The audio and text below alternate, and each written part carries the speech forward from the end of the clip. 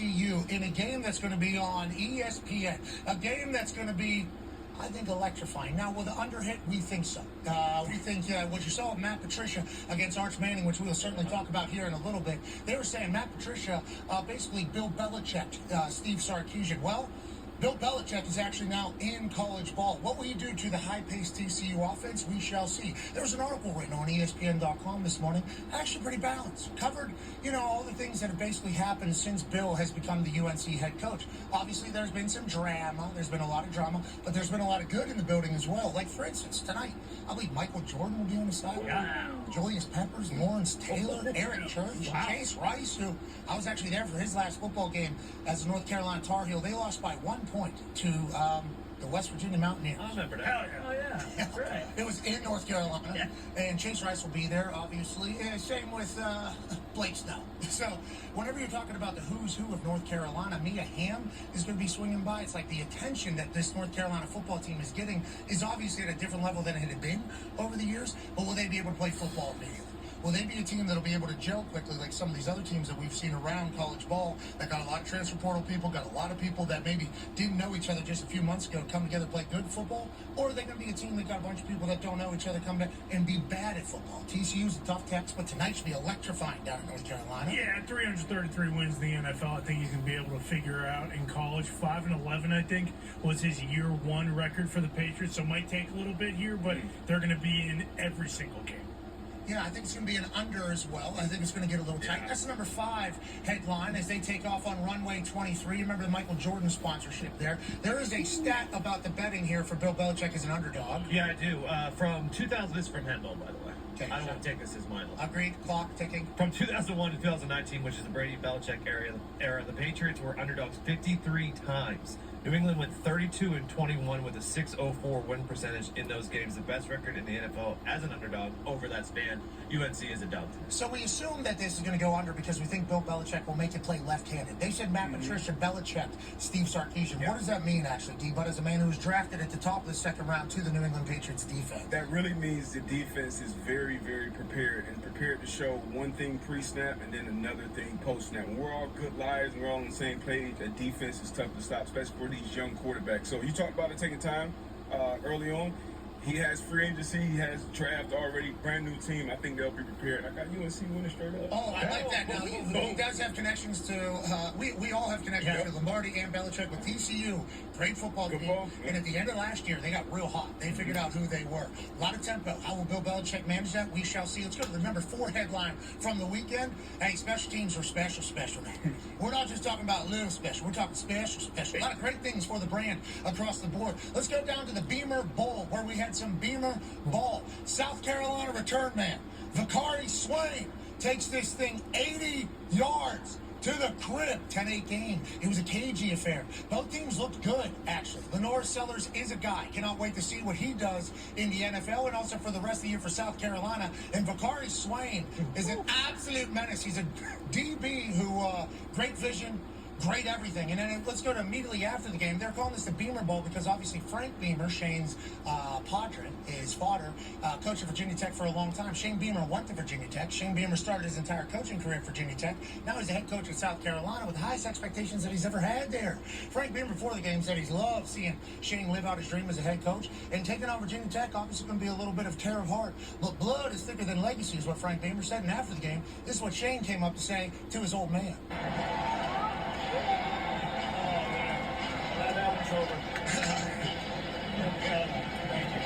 Thought you'd like a special teams touchdown. Thank you. Love you. Beamer Bowl and the Beamer Bowl is a magical thing. Virginia Tech started out much better than they did last year. They had a lot more question marks around the entirety, but South Carolina gets a big win. Special teams are going to be good because of Beamer Bowl. Lenore Sellers seems to be a guy. Yes. They're talking about him being a guy now. He's big, he's strong, great leadership as well, which is great, and he can spin that thing. I love what South Carolina did here early, and also if you're going to get kick returns and punt returns every game, you're going to win those games. Got to win that third phase, and you know this better than anyone. The Cardinals send with special teams is a re-kick on punts, and that was a re-kick, set him up for the DB to do his thing, special play in the Beamer Bowl. On that note, he elected for them to re-kick. Not every coach does that. It was like an illegal formation or something. Sometimes they'll just take the 10-yard penalty from the end of the spot and move on. Beamer, born in special teams. That's right. So we'll do the re-kick. All the coverage team's tired. Okay, everybody's very tired going downfield. Now, he hit a good ball. I'm not saying he did not hit a good ball. Sometimes your second ball, too, Mulligan can hit a little bit better. But the people that are trying to cover that thing, they want that second ball not returned. We've already run down the field. Yeah, we have already done this whole thing again. And that ball was murdered, obviously. I'm not going to blame the punter, but a re-kick, you're right. Is a great decision by, easy for me to say, great decision for Shane to make, but also for them to make a punch. That's a beautiful thing for the Beamer Bowl. There was also a re-kick at Rutgers and Ohio this weekend as well. The second one was blocked. So a couple times this weekend where the re-kick has got shoved up someone's ass. Let's talk about punter Devin Bale, okay, kickoff guy for Arkansas. Tries to hit a squib kick. Instead, boom, right off a guy, over his head. Excuse me, scoops that thing. Now, you can't advance it, but I do like that he got nasty with it. He put that ball immediately on his outside hand, too. He wasn't going to get stripped. He was actually looking to stiff arm folks. I think he was going to stiff arm a couple people. Hits guy right in his thigh or his chest, bounce up over his head, grabs it. A lot of people say, hey, do this every time. I agree. I agree, off the shin, actually, up over his head. We should do this every single time. Now, if he avoids that and that ball continues left and goes out of bounds, this is starting at the 40 as opposed to them getting the ball, so it's a little bit of a dangerous situation. But you rarely see anybody on a kickoff return team standing right in front of a kick, and that is by design. That is so that you don't get blasted with the ball. I respect and appreciate how athletic Devin looked there, and if somebody's going to stand in that, go on, Devin. Now, you have no idea where that's going to bounce. But if that goes right back to you, if you can master it, that's a good trait to be able to have there, boss. Yeah, maybe we changed the rule, too, of not being able to advance the ball. Because after seeing him catch that, it's like, you know what? If he was able to execute this, let's let this boy maybe try to run it back for a touchdown. Could you imagine? Because it looked like he was ready to... And he had a full head of steam, too. Yeah. He was going. And he was... natural. That's a punter, by the way. We looked that up because I was a very athletic kicker. No offense to kickers, but... That's a very athletic kicker. Turns out he's a punter. That makes a lot more sense. Yes, it does. Because as a punter, I'd like to let everybody know within the special teams group, I think we are the far superior athletes. Yeah. Now, the kickers are going to say, yeah, but we're like brain surgeons. So who's more athletic? And it's like, yeah, we get it. But the punter, he ready to move. Let's talk about some of these kickers. Miami last night. Yes. Big one. Kid hits a 47-yarder, minute left, 4th and 3. Now, I do not like the conservative play calls. Okay, I did not love what Miami did there late. I think Carson Beck can get you in and out of a play. I think Carson Beck can execute an offense. I think they look great. Carter Davis came in as just a kickoff guy at FAU. Now he's become the full-time starter. They put his stats up. Like, hey, the guy was 4 of 11. I think they're all real long. I think because he was the kickoff guy, so I think he was probably the long field goal guy. And I didn't hear a lot of context being given when he put that stat up there. Can't do that. I'd assume he was the big like 50 plus. Yeah, sent him out there for the big one because he had a really strong leg. But whenever you stepped out there for that 47-yarder, and I only knew that 4 of 11 stat, I thought to myself, I don't know if this one goes through. Pured this then. Absolutely pured it. Well, it wasn't down the center. Still, that was a no-doubter off of his foot, and that thing is clearing the upright. if they would have had the little stat cast thing on it, we're talking probably 60-some yards. What a beast. Another kicker, absolute stud. Iowa kicker, Drew Stevens, hits a 55-yarder over there in Iowa. Ty, you got for an ask you. Didn't look like a quarterback early, but figured it out. You got a kicker that can hit 55 yarders. I didn't know that. Yeah, it's huge. And this is the longest. I hit the net. Yeah. That looked like it was good from 65. This is the longest field goal for Iowa in like 12, 13 years. Iowa football, he's a massive weapon for them, and he delivers time and time again. So, yeah, Drew Stevens is an absolute stud, and he'll be vital for the Hawks. Big Ten, you got to be able to beat the wind. You got to have a big leg. Yeah.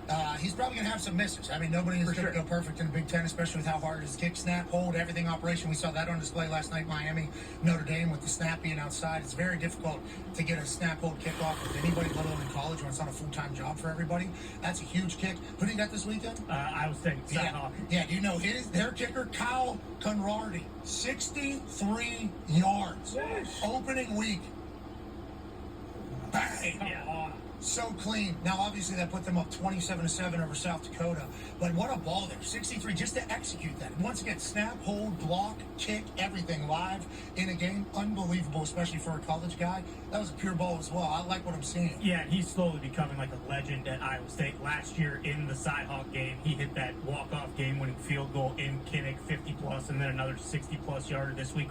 He's unbelievable. Yeah, I think he has a 62-yarder under his belt as well. I think they said this would be a record for himself. I don't know. But they also said the record was 58. So, whatever, he's a dog. Yeah. And love watching him. Iowa State might come down to the kickers. We'll see. And it'll be a showcase event. And then obviously there was an 80-yard punt. That's the greatest thing I've seen. Tulsa punter Agnes Davies from Victoria, Australia, hits this thing 60 yards in the air, lands at about the 34, and then it gets a 24-yard roll. Unbelievable 80-yard ball. 90 yards from foot to spot, it stops. That's football. Yeah. When I watch that, I get real excited. How could you not watching a torpedo fly that far? Everybody in that stadium, 100, 150. Yeah, probably around 150. Everybody in that 200 easy. It's a dollar beer. It was big, yeah. Everybody in that 5,000 stadium. maybe. That's one of those things. You hit that ball in the stadium, everybody goes, "Ooh." That's what you're looking for. When you punt, you hear, "Oh." That's not good. That ain't good shit. You hear a "oh," like you just hear air just being kind of sucked. It's like, yeah, you hit a good one. That kid had to feel that immediately coming off the foot and gets a great bounce. Now, the return team is telling.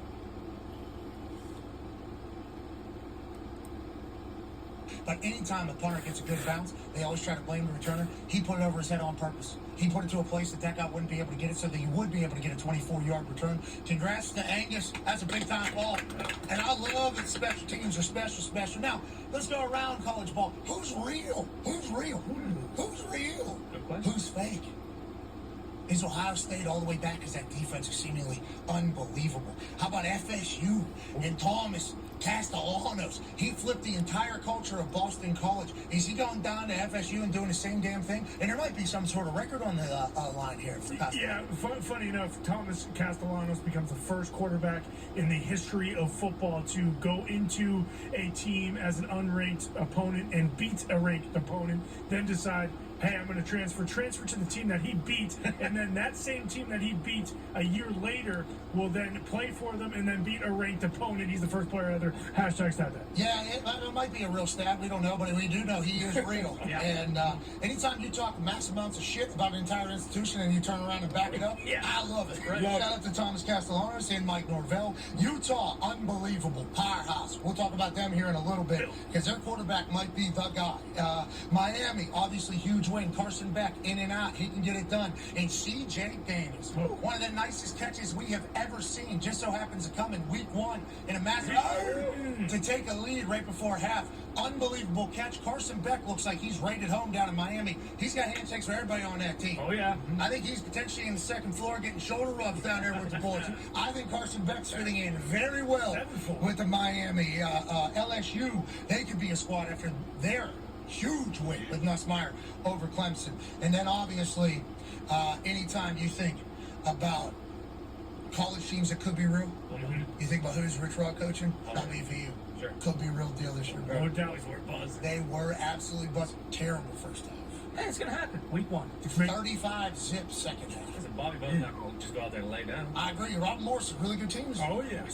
Rob Morris is a really good team. Yeah. This is Nico Mozzarella here. Now, Marshall, he stuck around. Okay, we thought he would leave. He did not. Shout out to him sticking around. And then we got a couple guys that are all over the field.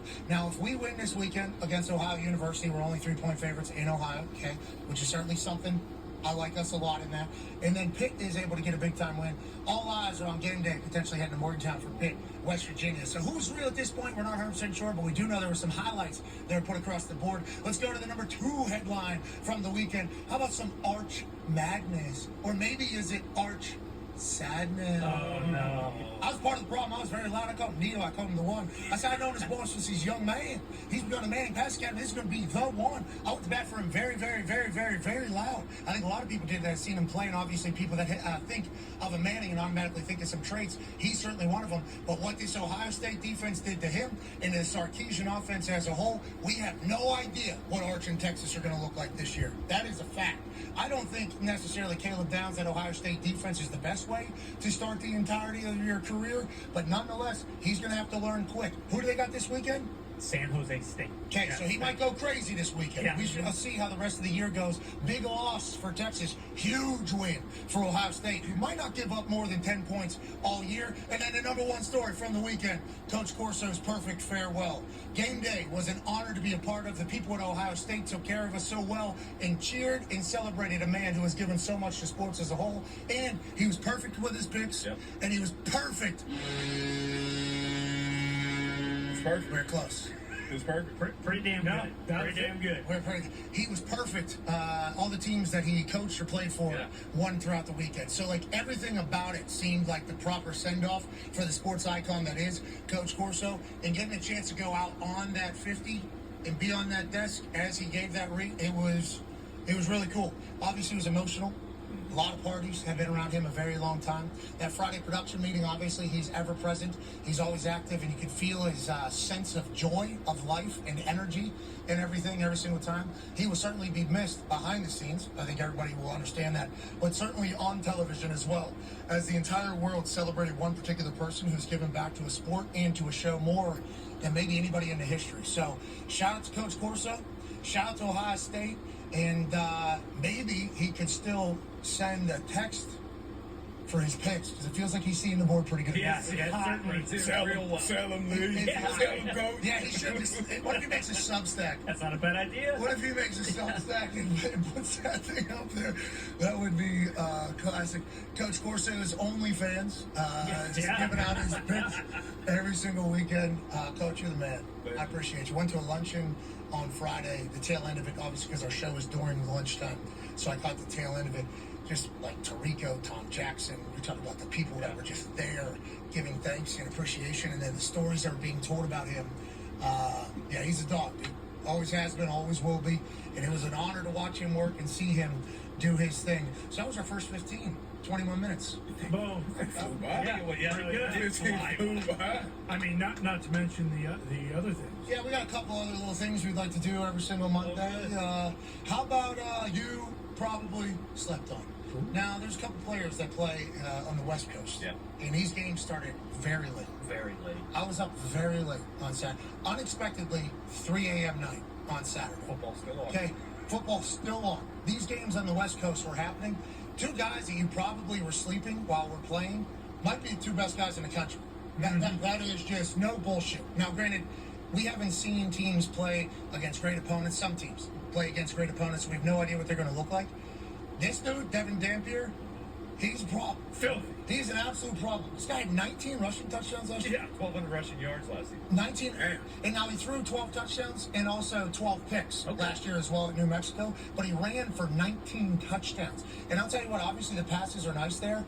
They just give him the rock. He's unstoppable. It seems like you can't tackle him. Now, does UCLA suck? Maybe. They might. We have no idea. They might absolutely suck. But I know this guy was electrifying. They went on a 21-play drive that was 9 minutes and 44 seconds long. Jeez. 21 plays. Yeah. Just an absolute 21 drive. I didn't even know that was possible, that 21 play drive. And I think they had another one that was like 19 plays or something like that.